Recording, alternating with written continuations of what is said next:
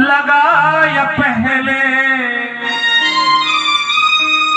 जो पेड़ हमने लगाया पहले, उसी का फल अब हम पा रहे हैं।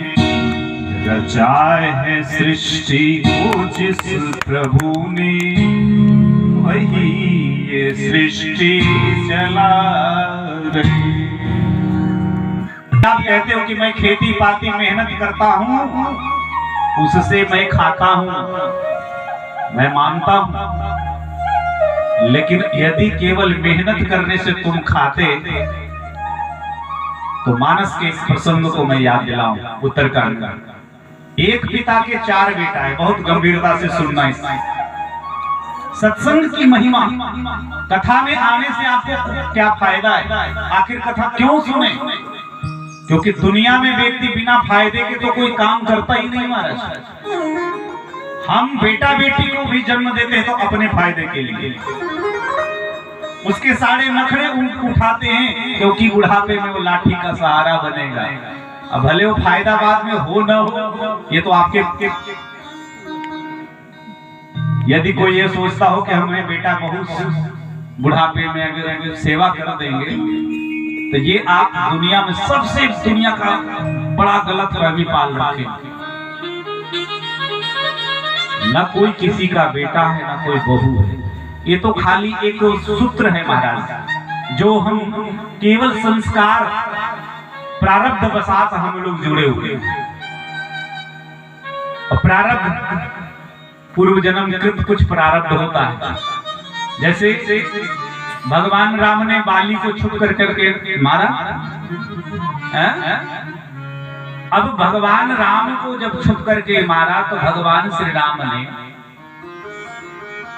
बताया लोगों को, और बाद में वही बाली व्याध बना कृष्णावतार में। और जिस तरीके से बाली को मारा गया था छुप करके, उसी तरह से भगवान जब मृगासन में बैठे थे भगवान श्री कृष्ण, उस समय उसी बाली व्याध के रूप में आया और व्याध के रूप में आकर के और भगवान कृष्ण को बाण मारा।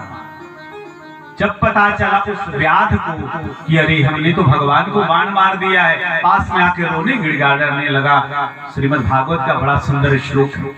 भगवान श्री कृष्ण ने उसे रोते हुए देखा तो अभय दान दिया, कहा चिंता न कर, ये तुमने गलती नहीं की, ये मेरी गलती थी कि मैंने तुझे रामावतार में छुप कर करके, तुमने कहा था मारे हूं मोही व्याध की नाई, अवगुण कवन नाथ मोहि मारा, मैं बैरी सुग्रीव प्रिया। जब हम दोनों भाई थे, लेकिन दोनों भाइयों में आपने सुग्रीव से मित्रता करके मुझे अनायास मार दिया, तो मैं बैरी और सुग्रीव प्यारा हूं। अवगुण कवन नाथ मोहि मारा। भगवान ने एक ही रीजन दिया और सबसे दुनिया का बड़ा रीजन कहा, अनुज बधु भगनी सुत नारी, सुन सुत कन्या सम ये चारी, इन्हीं को दृष्टि विलोकत जोई। जिसके जीवन में धर्म नहीं है, जो अपने धर्म को जानता नहीं, धर्म के कार्य में आगे नहीं बढ़ता है, ऐसे लोगों को संसार में जीने का अधिकार नहीं होना चाहिए।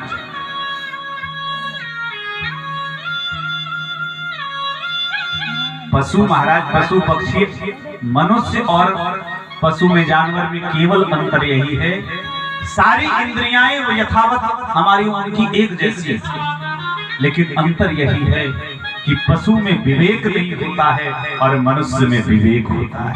बोलो जय श्री राम। ये कथा पशु नहीं सुन पाएंगे, ये कथा जो मनुष्य होंगे।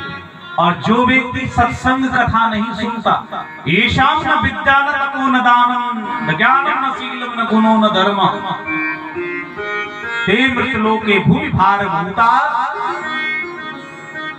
ऐसे लोग केवल पृथ्वी में मनुष्य के रूप में मृगाश्चरन्ति जानवर हैं, जिनके अंदर शिक्षा नहीं है, जिसके अंदर सद्विवेक नहीं है, जिसके अंदर सद्विचार नहीं है, जिसके अंदर धर्म के प्रति जिज्ञासा नहीं है, और जो अपने संस्कृति को नहीं जानता है। तुमने अधर्म किया, अपने छोटे भाई की जो पत्नी है बेटी के समान, अनुज बधू भगनी सुत नारी। इसलिए तुमने अनर्थ किया है, इस अधर्म के कारण मैंने तुम्हें मारा है, दंड दिया है। और वहां भगवान ने कहा श्रीमद् भागवत में कि काम एस कृतो ही में, तुम्हें भगवान को मारने की किसी की औकात कहां से आ जाएगी। मेरी इच्छा थी, क्योंकि प्रारब्ध था, मैंने जितना प्रारब्ध किया था छुप करके मारा था, तुमने छुप करके मार दिया, दोनों का बदला पूरा हो गया। पूर्व जन्म के बहुत सारे संस्कार हैं और श्रीमद् भागवत में और अन्य ग्रंथों में अनंत उदाहरण है। यदि आपका कोई पुत्र बना है, पुत्री बना है, तो श्रीमद् भागवत में और श्री नारद जी के द्वारा दिए गए हुए भगवती पार्वती को गर्भ गीता का उपदेश है। उसमें नारद जी कहते हैं कि जीव सबसे पहले अन्न में आ जाता है। जो संस्कार जिसके अंदर मतलब बेटा बेटी बनेगा तो अन्न खाद्यान्न के माध्यम से और माता पिता के शरीर में वो आकर के रज और वीर्य के रूप में और पति पत्नी के संयोग से वो भ्रूण बनेगा। भ्रूण के बाद फिर उसके धीरे धीरे उसके 9 महीना में अलग अलग महीनों में अलग अलग अंगों का जब विकास होता है, फिर उस संतति के रूप में प्राप्त होता है। और महाराज उसी का प्रारब्ध जुड़ा होता है। तो हम लोग कोई बेटा बेटी की बात कहे ना, एक भागवत के 7वें स्कंद में कथा थी कि राजा चित्रकेतु,